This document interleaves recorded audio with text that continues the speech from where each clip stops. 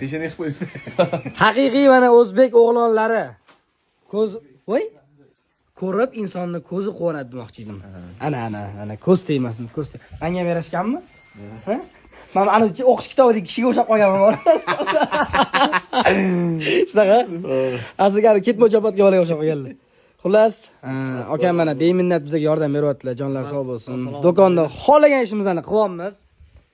Yangi video jarayoni tayyorgarchiligi bo'lyapti. Hozir xudo xolasa komanda polni mana kiyinyapti mahsulagacha. Full. Qani Abdurahim, bu boytdan beri mahsul kiyib ola olmayapti.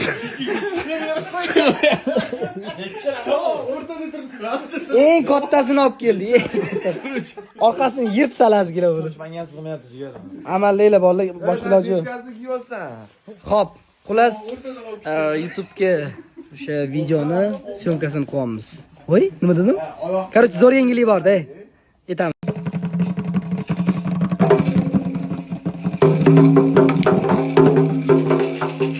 Hoba!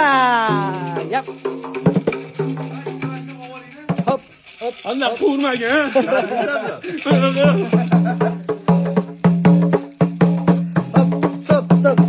Stop bolalar.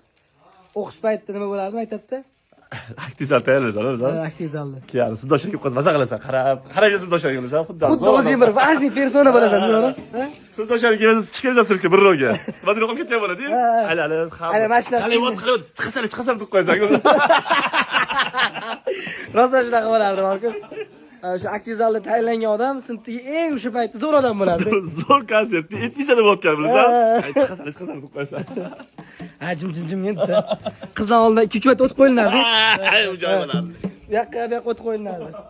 Xo'p, xullas, biz syomka jarayonlarini boshlaymiz.